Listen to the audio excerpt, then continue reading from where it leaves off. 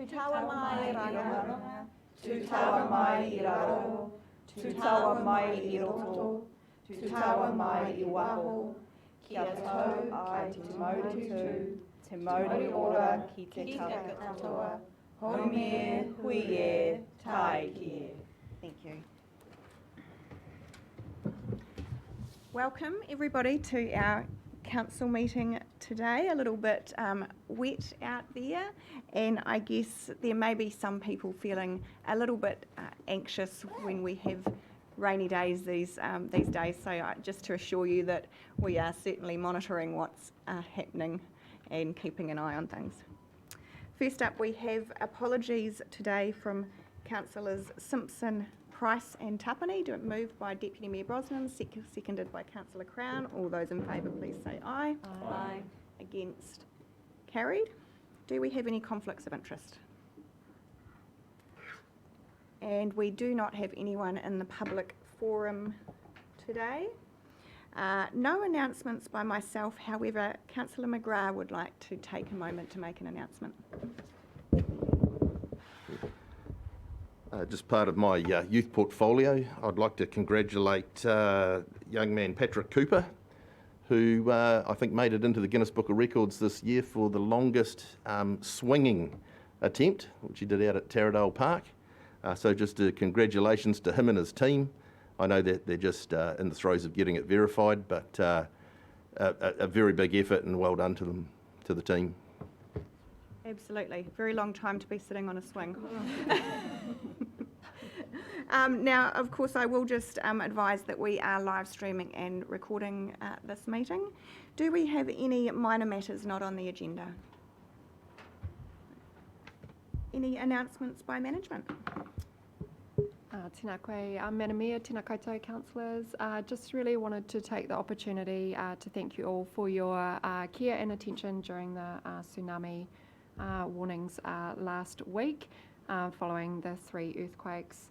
And so from our perspective, there is obviously a pretty significant event. 3 earthquakes in a few hours do have the potential to cause a fair bit of confusion.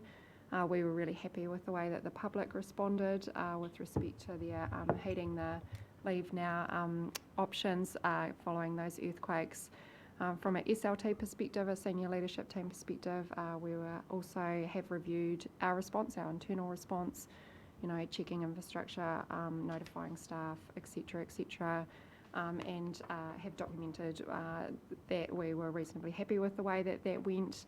And as you'll all be aware, following an event like that, there will be a CDEM review as well. So really it was just an opportunity to acknowledge the event and to thank you for your care for the community and also for us as a council during last Friday. Thanks. Thank you, Steph. Moving on to confirmation of minutes. First up, we have the draft minutes of the ordinary meeting of council held on Thursday, 17 December.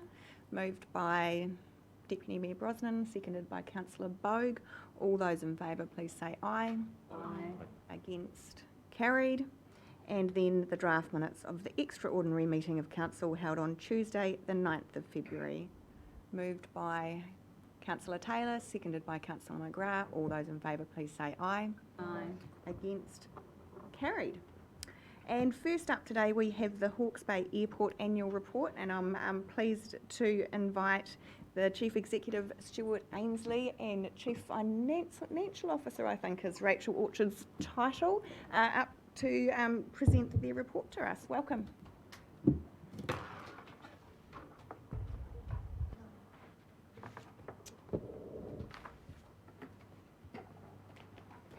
I'm a very long way away. That's what it feels like. Yeah. First, I'm on here. Yes. Yep. Kia ora. Kia ora. So first up, I'd like to say morning, thanks Mayor and councillors, and I'd also like to congratulate your new CEO, Steph. I don't think we've formally met yet, but welcome. So look, we're going to, on behalf of our chair, she was an apology this morning. She would have loved to have been here to talk through our annual report. It's probably worth saying that we've been in a really odd, 12 to 18 months, and where we thought we were going to be maybe about 12 months ago is quite a different picture now looking forward. But the effects of COVID still sort of ring true in a lot of things that we're touching on a day-to-day basis, so we're certainly not out of the woods. I'm just wondering if we'll be able to bring our presentation up there. So as that slide comes up, this report is going to be sort of like a tale of three cities actually. So we'll sort of focus on our year-end annual report, almost like nearly moving into a new end of financial year. We'll talk a little bit about where we've got to sort of like a half-year result, and just touch on where we see ourselves heading from a SOI point of view. So you'll see from that image there, some of you might have seen this before, it was on the front of your annual report. We're putting quite a big focus on recovery, resilience and regional enablement. Have I got the pointer? I was wondering how that was moving. I thought it was doing mind. Yeah, that's amazing. telepathically. If you just, have you got a pointer I can use, or? No, that's okay. If you just flick on then. So look, I just wanted to land back to where we were in April, and everybody knows the really profound effects that we had a COVID-19. April was a moment where the whole aviation industry went into a massive trough. And I think we've talked through these before, but we had a period during the month where we only had like 15 movements and 149 passengers going through the airport terminal. So that had a really significant impact on the business. I think at that point we were probably dropping about $500,000 every month. So over that 3-month period, we lost about $500,000 worth in revenue. Moving on to the next slide, in terms of, I think you've maybe moved one too far there actually.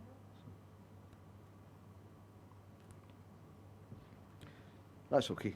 Well, I'll just touch on some of the highlights. So we've spent a lot of time focused on the impacts of COVID, but during our financial year, we did actually have quite a few highlights. We implemented a new car parking system, constructed a new roundabout which got rid of quite a busy an unsafe busy intersection. We were really pleased to achieve Airport Carbon Accreditation Level 1, which is a global scheme, and then in January this year we've just met Carbon Accreditation Level 2, which has actually shown a reduction in our carbon footprint. We're into the second year of our Airport Ambassador scheme. I think we've only had a turnover of maybe one or two ambassadors. They all keep coming back, and they're a great part of our team. And during that period, we also got the Civil Aviation Authority certified our safety management system. And one point I was going to note on that is that we were the first airport, including some of the larger airports, not to have any findings when they give us that certification. So that was a great step in the right direction for us. So if you just move on to the next slide. Opening of stage 2 of the terminal expansion. We've managed in a very challenging environment to keep the terminal working and operating for arriving and departing passengers.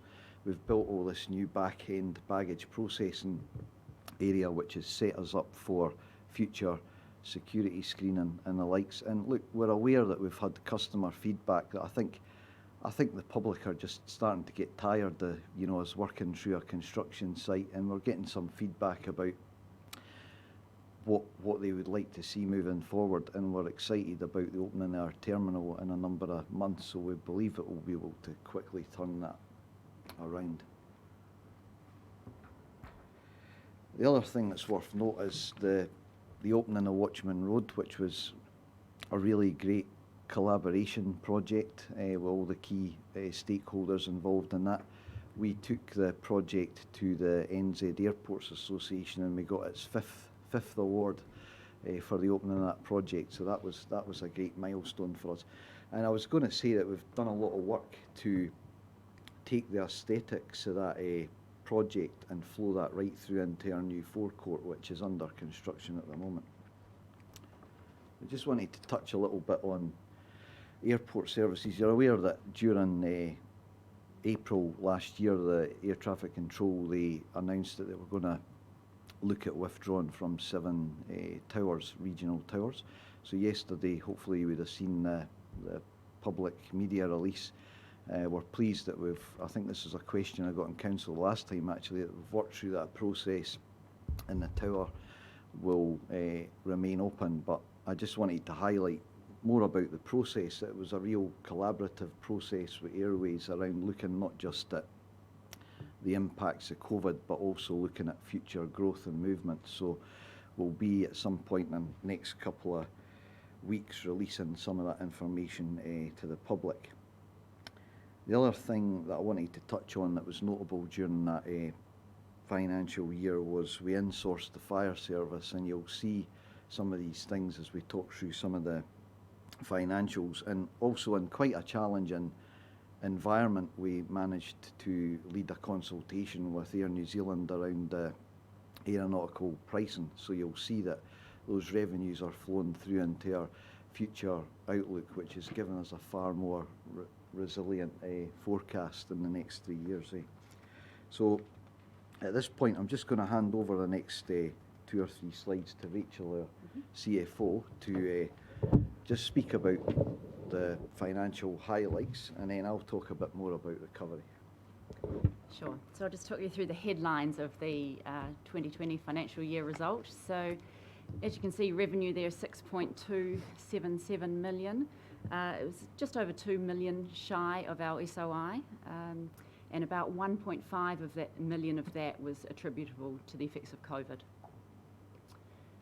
Operating expenditure at 4 million was broadly on SOI, or the 6% above, or a couple of 100,000 was relative to the insourcing of the fire service that we carried out right on the end of the financial year. So literally 30th of June we insourced that, and that came with an extra bit of cost there. And the end result for the business for the year, obviously $1 million loss, and that was affected by some extraordinary items mentioned at the bottom there. The final demolition of the last piece of the old terminal building created a book write-off of 1.37 million that needed to be recognised in that financial year. But on the upside, we were able to reverse a previous impairment we had on the business park land, so that was an upside of 696. Just flip to the next slide.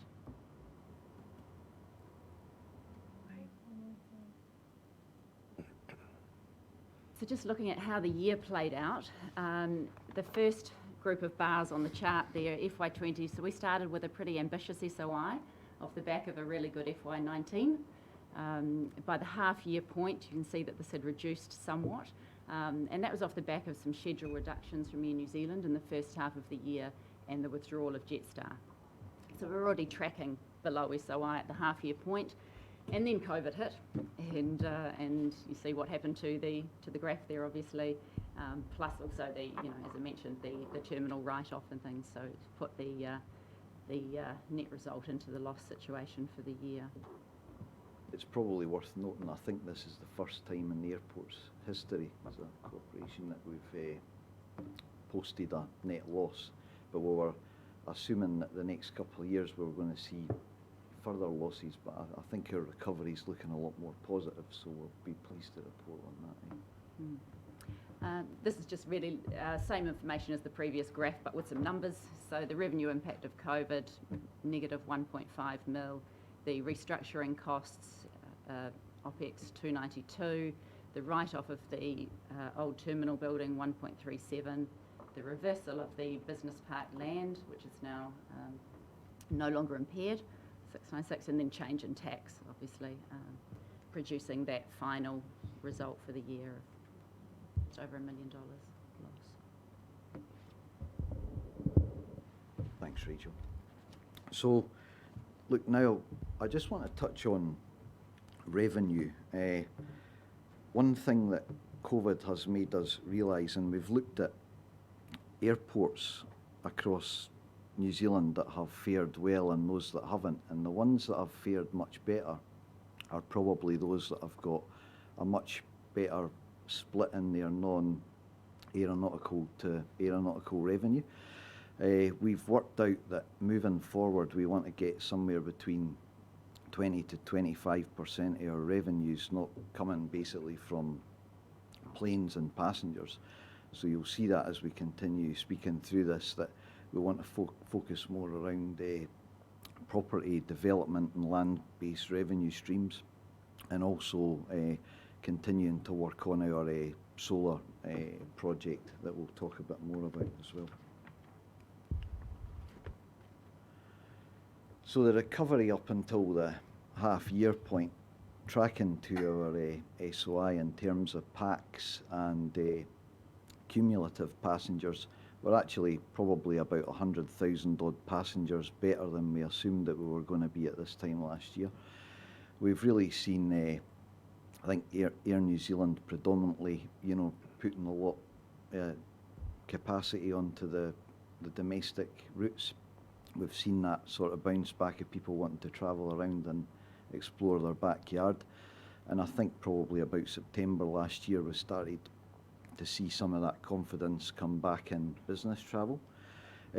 Obviously Auckland, just with some of the levels of lockdowns that we've seen a revenue impact on that over a couple of the periods in August and then a few weeks back there. But I think now we're a bit more confidence in what the outlook looks like moving forward. So revenue's up 68%, net profit 96%, and PAX up 48% at the half year. And I think year to date we're about 44% up on passengers. So we're seeing a real good strong recovery there, which is really encouraging.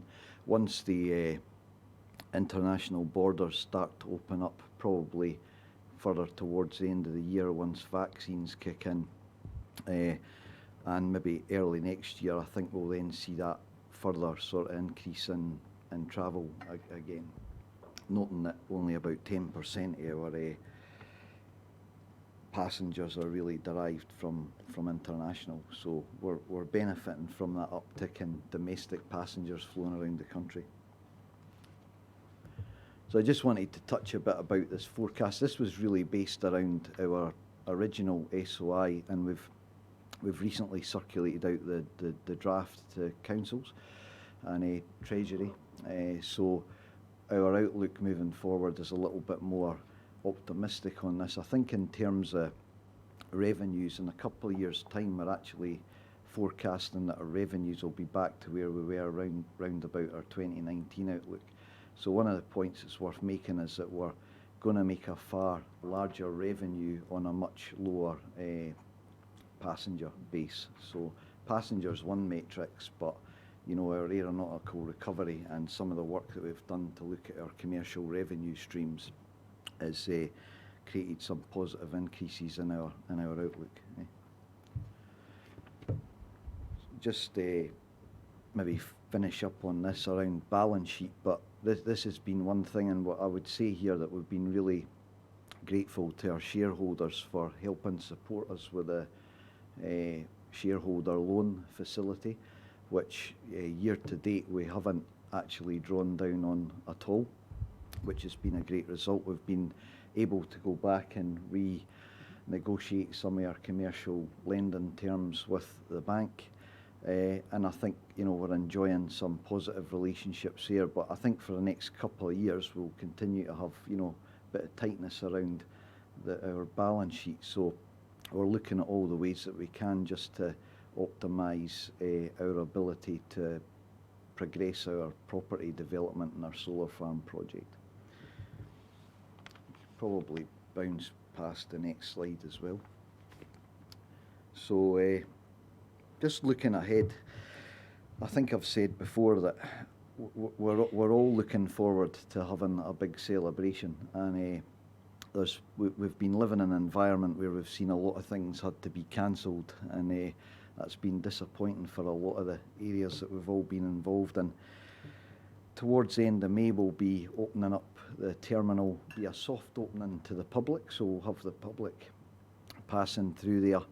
We really think that people are going to be delighted by some of the, the cultural aspects, the food, beverage, and just some of the things that we've taken a bit of time on the detail, like creating kids spaces and a bit of ambience.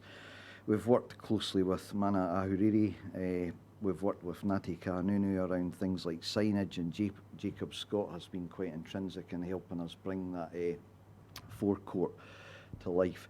We'll look to have a formal opening event probably around about the end of August, and we're hoping that it will be one of the hottest tickets in town. So we're in the middle of planning something fairly special for that opening. So we're hoping that we'll be well out the COVID woods by then, getting back to a level of normality. So on this slide, look, one of the things, as we've worked through a temporary construction site, we've had some temporary cafe and retail offerings, and they've had to work in a very difficult environment, and I'm sure that a lot of the retailers down the main streets have had the same impact. So we're grateful to all these retailers and cafe operators for helping us get through a fairly difficult time, but we're really pleased to have signed an agreement with Bay Espresso, who are a pretty well-known operator, and they're going to be spinning out coffees. We'll have a wine and beer bar, and we're going to be doing something a bit special to try and sort of bring the wine industry more into the heart of the terminal. So we've got a little project that we're working on there, but that's something that we're really looking forward to opening up. So I just wanted to quickly touch in the next few slides before we wrap up, just on what we see as the strategic game changers for us. Obviously, airports, passengers and planes are our core business. So we're continuing to work on airline attraction. It's quite a hard environment just now as we're working with Air New Zealand through a recovery process, but we are working with other airlines, and we think there is a possibility we might get some new regional routes in the next 3 to 4 months, so that's encouraging. We want to continue to maximise our efforts around passenger services and just delivering on that great customer experience, which we think the building will play a big part in, but it's also about getting the service right from the car park to the gate. I've talked about new routes, and I think there is opportunities there to open up some more regional routes, point to point. In terms of aircraft types, over the next sort of 5 to 10 years, we think that we're going to start seeing more focus on some of the climate change issues around things like aircraft technology, different fuel types. And we are really thinking about our own strategy of how we work with major airlines around service and that from an airport point of view, but also looking at the synergies we've got around our sustainability framework. So what does the airport need to look like as we progress into the future in terms of things like ground services and the type of facilities that our operators want to see on airport. So on this one, another thing that we had to cancel due to COVID, actually, we had some information sessions planned recently, which we were going to open up our doors to let the public see what our 20-year vision was for the airport. So we'll be looking at, and I know the council's recently had some of the spatial planning workshops, which some of our team have been involved in. We're excited about being part of that, but we'll be looking at how we look at the whole 223 hectares of land, look at how we can optimise that for commercial purposes, integrating that with a regional industrial land use strategy, and working closely with Napier around some of these, I guess, big ticket aspirations for the area. We have seen a few new hangars going up. We've seen the construction of Skyline Aviation's new jet hangar during the last financial year, and we're getting some interest about future property development prospects. But what we want to do is open up our doors to the public so we can let people know what our aspirations are commercially, sustainability, what the long-term impacts of things like noise look like, what our sustainability framework looks like in real time, you know, what we're doing, looking at the environment around us, economic engagement. We're doing a bit of a study just now so that we can better understand how the airport contributes to the region as a whole. So we've got a bit of a study going on to that. I think last time we did some work on that was actually back in 2017. So it's really not looking at what's the value of the passenger coming through the airport. It's what's the value of the passenger coming into the region and what they do when they get there. So if we move on to, we'll just stick on that slide for a second. So you'll see on that long-term plan there, we've got 3 stages of development. Stage 1 is really our business park zone that we're looking to accelerate through some partnerships.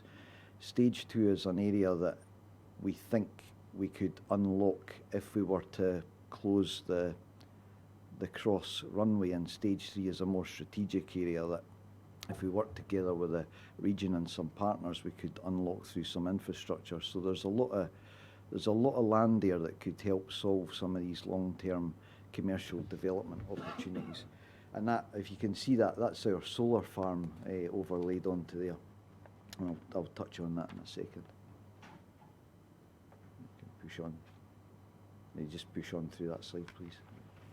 So I just wanted to talk a little bit about sustainability. We have, as I said earlier on, we've now met that level 2 carbon accreditation, which is a globally recognised scheme. So we're proud to have done that. We've got a decarbonisation plan that we have a couple of months ago. Our board agreed to sign up to a net zero target by 2030. So that's something that we'll be working towards as an airport business. We're working on a little bike port out at the airport to connect the airport to some of the region's cycle tracks. So in the next couple of weeks you'll start to see that appearing, because quite a lot of people, believe it or not, cycle past the airport, and some of them stop in for a coffee. So we thought, well, we need to play our part in promoting the region's cycleways. And I think just in terms of environmental management, waste, water minimisation, we've gone quite far in terms of starting to map and track all these areas and working with some of our key tenants on how we can make that strategy meaningful as we start to develop property moving forward. So you'll all have heard about our big aspirations around our solar farm, which I think originally we started off looking at around about a 1 megawatt solar farm, and it's gone into quite a large scale solar farm array now. We're about probably 2 to 4 weeks away from getting to a business case decision point around our board table, and I think it's fair to say at this point that we do believe we've got a good commercial grade opportunity which will open up an investment opportunity for other regional stakeholders and also regional off-takers, you know. So the likes of some of the port and Panpack, and I'm not saying that they are signing up, but they're the sort of off-takers that we would love to see come on the journey with us on a project like this. So I think you'll be hearing more about this over the next month, and I'm sure there might be some questions on that as we move forward. I just wanted to finish up by saying that, first up, look, playing our part in the region is really important for us, and I think moving forward we want to work really closely with the council shareholders. As I said, we're doing that regional economic review.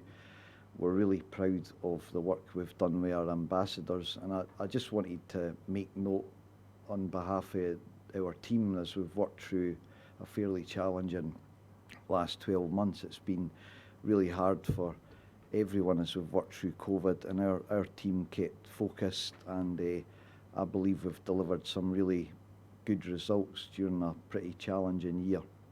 So just wanted to make particular note on that. really proud to continue to sponsor the likes of Biodiversity Hawke's Bay and play a part in Art Deco Trust and some of these smaller sponsorships, and we'll continue to do that because we see that as an important part of our social engagement moving forward. So on that note, I think that was all I was going to say, and I'll leave it open for any questions. Thank you. Thank you very much, Stuart. Was there something to follow on from that? There is a couple of SOI slides there, which Rachel just reminded me of because we stuck them in at the last minute. We've circulated the SOI out, so we can speak to that briefly if you would like us to, just in terms of giving you an idea of where the headlines are. Would you like to speak to that? Yeah, sure. Yeah, sure. So look, just the key points to note, obviously, is within the SOI is a steady recovery in the passenger numbers. So we're forecasting for this financial year to land at about that 411,000 mark, and then that steadily recovers over the 3-year SOI period. Likewise, the revenue uplift there is strong over the 3 years.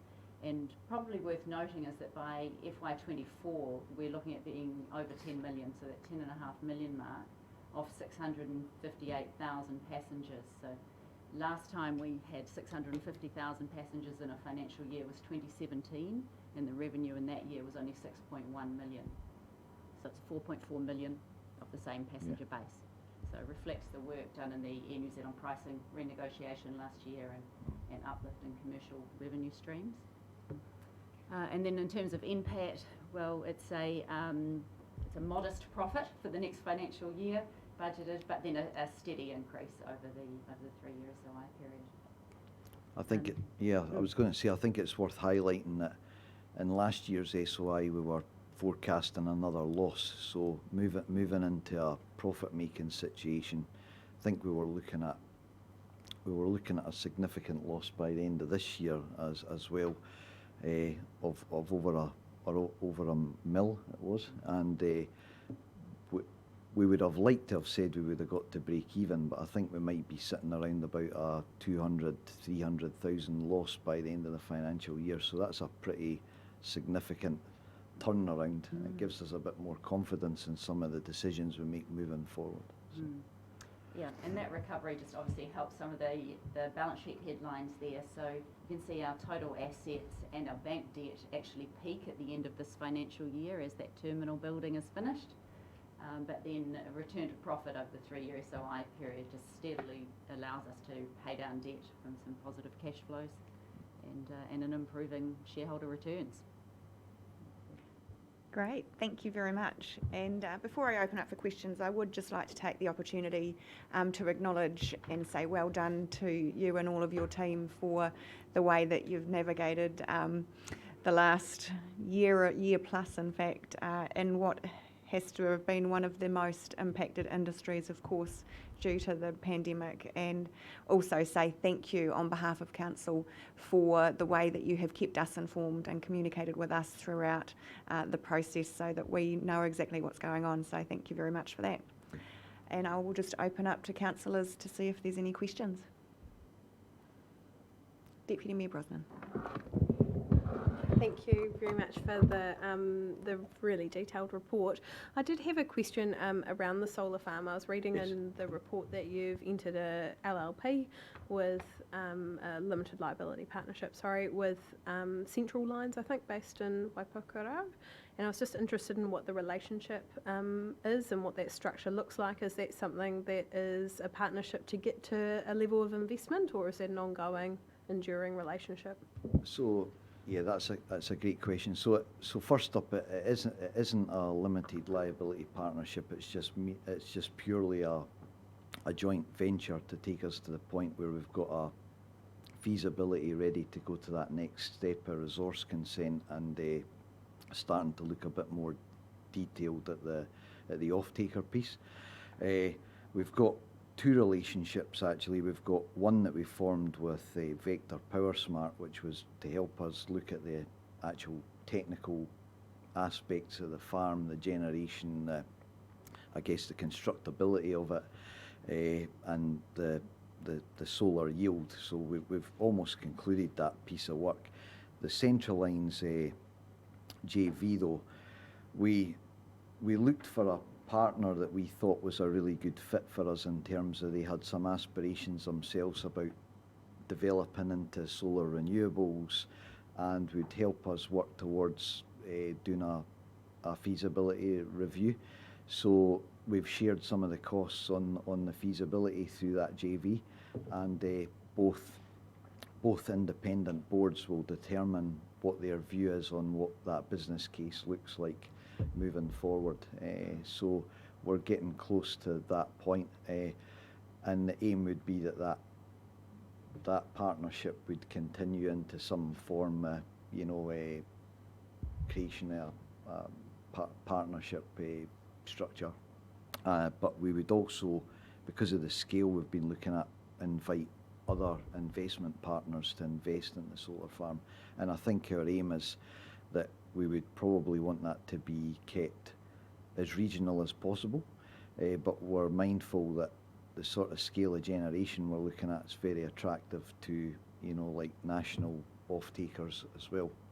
It's probably worth noting that we've had 2 expressions of interest from offshore, investors as well. So it's had a lot of interest, this, and I think, look, Central Lines they've been a great partner for us, and we hope that continues into the next planning stage. Thank you. Councillor Bogue. Thank you very much, and congratulations. I endorse everything the Mayor said about the quality of the work that you've been doing in a very difficult time. I also want to congratulate you on this progress with the carbon neutral. That's very fast forward thinking, and it sounds like it will be a very exciting project for you. Also, the Watchmen Road entry, that you were awarded the Infrastructure Project of the Year at the New Zealand Airports Association, another amazing achievement because it's totally stunning in appearance and it's been built to enhance and protect that quite unique natural environment. However, I do have a question. Did I read something recently about the Air Traffic Control Centre building? Is there some development happening there? Is that referring to the point I made earlier about yesterday's press release around? Oh, so okay. I have a feeling you asked me the question about air traffic control last time, actually. So if my memory is right, the question was, will air traffic control be maintained at Hawke's Bay Airport? And I think at the time I said I was fairly confident, but we were working through an aeronautical study. So we've concluded that study, and the air traffic control and the controllers will be retained at Hawke's Bay Airport. We'll just be moving forward with a new commercial negotiation with Airways on what that service looks like. So we're only at the beginning of that journey, but there was a lot of speculation in the market and the industry last year about whether or not we'd have anyone sitting up in the tower, but we took an open-minded and collaborative approach around it because we're mindful that there are other ways of providing air traffic control. So in simple terms, basically, there'll be no change to air traffic control at Hawke's Bay in the foreseeable future. Okay. Councillor Taylor. Thanks, Stuart, and endorse all the comments. I have a memory that probably around 2017 we were predicting 750,000 passengers. Yeah, Don't remind me of the good times. No, that was in 2019. We actually did meet 750, so that was our base. Now, in our SOI as a result of COVID, I think we had forecast about 317,000 passengers. We reckon we're going to end the year at round about 420 odd, which, as I said earlier, is about 100,000 passengers ahead. But look, I believe, and I don't have a crystal ball like anyone else, but in the next couple of years, I think that return to recovery is going to be a lot quicker. So I wouldn't be surprised in a few years if we get back to, over that 600 number. But I think the point that Rachel made earlier on is that our revenue relative to passenger numbers is a lot higher than it was. So actually our financial recovery is a lot quicker. So we're probably going to get back to where we thought we were going to be in 2019 sort of revenue forecast on a much lower passenger base. Thank you. Any further questions?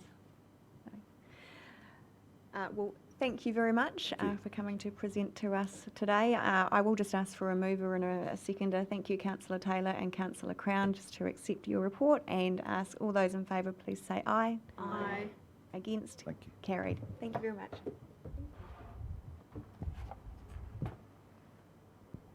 Moving on to our second agenda item today, being the direction for the preparation of the long-term plan 2021 to 2031, and I welcome Adele Henderson to talk to the agenda item.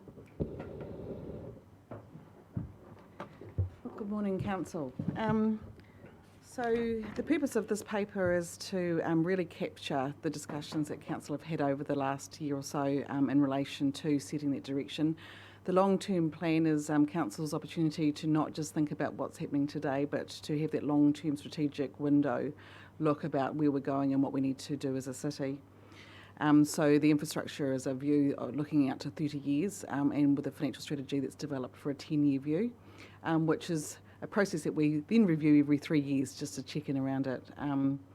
So the purpose of this paper is to capture some of that thinking and the processes that you've been through over the last year, which then forms the underlying information that we include in the consultation document and the long-term plan proper that goes out to the community. The timetable for the consultation this round will be, we'll be opening our opening for consultation on the 14th of April, and then they will close on the 12th of May.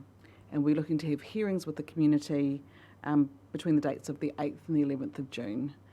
So I'm happy to talk to any questions or any confirmation of what's sitting in here, but I think that the time for the information to come out in full was through our consultation document, which will provide for a fuller information for the community without causing further confusion by talking in detail at this point in time. So I'm happy to answer any questions, but if the Mayor too may want to comment further. Thank you.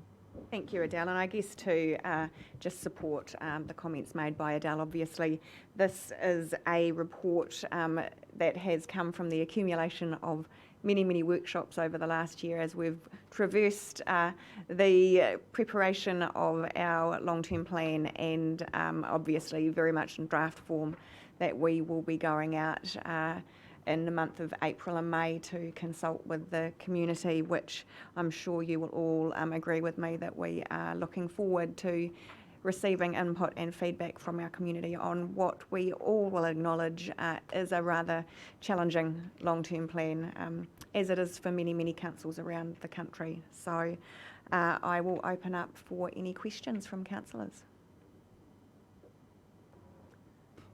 Easy, none. Okay. Thank you, Adele. That being the case, I'll ask for a mover and seconder. I'm actually happy to move from the chair, seconded by Councillor Taylor. Did you wish to speak to that, Councillor Taylor, at all? I suppose very briefly, and as you've said, a very comprehensive process has gone through, and we do have very difficult times ahead, as most councils around this country have. So we look forward to the feedback from the community once this document goes out for consultation. Did anyone else wish to speak to the motion? That being the case, I will put the motion. All those in favour, please say aye. Aye. Against? Carried. Thanks, Adele.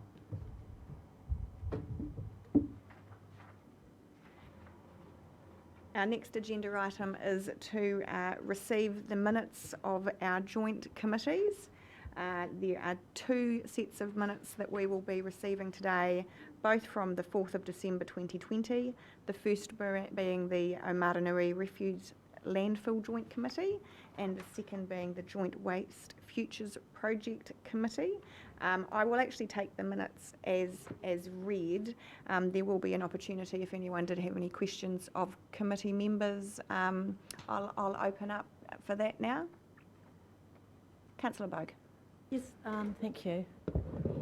I don't know if the committee members will be able to answer this, but I just wondered about the proposed education building. It's on page 21, which was mentioned in the open minutes, where and what this is and how much it's going to cost us. Thank you. We can actually, if that can't be answered now, we'll just note that as an action to come back and provide that information to you, Councillor Bogue. Did you? Yeah. Excellent. Thank you. If there's no further questions, I'd ask for a mover and seconder, please. Thank you, Deputy Brosman and Councillor McGrath. Did either of you wish to speak to that? Great. I'll put the motion then. All those in favour, please say aye. Aye. Against? Carried. So we now move into the reports from our previous standing committee meetings, and these have all been debated already in those committee meetings. So what I'll do is just read through them. If anyone would like us to stop and ask any questions or debate any of the items again, just let me know as we move through. First up, we have the reports from the Audit and Risk Committee held on the 9th of December 2020. And the agenda included the presentation from Aon Insurance, an update on the flood event report, wastewater outfall repair update, health and safety quarterly report, risk management report December 2020, sensitive expenditure for the Mayor and Chief Executive, external accountability, investment and debt report, the proposed Audit and Risk Committee 2021 meeting calendar. Can I ask a question, Your Worship? Just in the minutes from the flood event report to Audit and Risk, I just wonder if we could have comment from the Director. There's a comment in there that the regulations in regards to flood networks were changed in the 1990s and that we had not been able to upgrade all our systems since those new regulations came into force. I was interested to read that and just wanted some comment from our Director on whether our proposed works as part of our LTP actually bring up to the standard required in that 1990s. Thank you. Does not appear that we've got John Kingsford with us. Oh, right. Because of the Three Waters Three meeting in Waters. Palmerston North, that's another one that we may have to take on notice. Yeah, maybe we could note. Thank you. Thank you. Excellent. Thank you. Any further questions of any of these papers? Councillor Brown? Just mainly for the public, an update on the wastewater outfall. Am I right in thinking that that's completed, that project now? Is it? That is correct, and again, John's not here to talk to that, but yes, those repairs have been completed with a successful outcome, and we're now moving into the next phase, which is around looking at the options for a longer term replacement for that outfall. Thank you. Thank you, Mayor Weiss, for answering that. I will, if there's no further questions, ask for it. Thank you, Councillor Taylor, to move that, and seconded by Councillor Crystal. Did any of you wish to speak to that? No. I will put that then. All those in favour, please say aye. Aye. Against? Carried. Next up, we have the reports from the Māori Committee held on 9th of December 2020. And two agenda items for this committee meeting being the reserve management plan approval to proceed with preparation, and again the wastewater outfall repair update. If there's no questions, I'm happy to move this from the chair and would ask for a seconder. Thank you, Councillor Bogue. And I will put that. So all in favour, please say aye. Aye.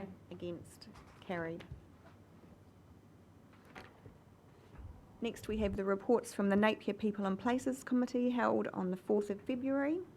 And one agenda item was the implementation of dual place names and bilingual signage in council parks, reserves and facilities. If there's no questions, you'll move. Thank you, Councillor Bogue, seconded by Councillor Wright. And I will put that. All those in favour, please say aye. Aye. Against? Carried. Reports from Sustainable Napier Committee held on the 11th of February. Agenda items being the Rodney Green Centennial Events Centre Flood Damage Report, the Awatoto Waste Futures Hub proposal, a project update on the Napier Urban Waterways investigations, report on Napier water supply status for the end of Q2 2020-2021, and finally a update with information on the capital program delivery. Councillor Bogue. Can I just make a comment? I just wanted to commend the staff for the very comprehensive minutes that we get with the detail. Really appreciate it, and I'm sure if the public pick it up, they'll have a good understanding of the discussion at the meeting, so thank you. Thank you, Councillor Bogue. I'll ask for someone to move that, please. Thank you, Councillor Mawson, seconded by Councillor Capcrown. All those in favour, please say aye. Aye. Against? Carried. And our last standing committee being the reports from the Future Napier Committee held on the 11th of February. 3 agenda items. First up, review of local government investment in business and industry support across the Hawke's Bay region. Second, the draft district plan. And lastly, the resource consent activity update. If there's no questions, I'll ask for a mover. Thank you, Deputy Mayor Brosnan, seconded by Councillor Brown. And I will put the motion. All those in favour, please say aye. Aye. Against? Carried. We do not have any minor matters not on the agenda, so we will move on to reports under Delegated Authority. First up is the documents executed under seal, and I'll just open up in case there are any questions on any of the report. Any of the reports in here? Okay, and we will actually move both together, I think. So tenders let is the second part of that. So are there any questions regarding the tenders let? I'll ask for a mover, please. Thank you, Councillor Wright, seconded by Councillor Brown. And if there's no one wishing to speak to it, I will put the motion. All those in favour, please say aye. Aye. Against? Carried. So that is the end of our open agenda today. So if I could have someone to move us into public. Thank you, Councillor Mawson, and seconded by Councillor Brown to move us into public excluded. Thank you all very much, everybody. We'll take just a very quick 2-minute break, and then we will move on to our public excluded agenda. Richard and Greg.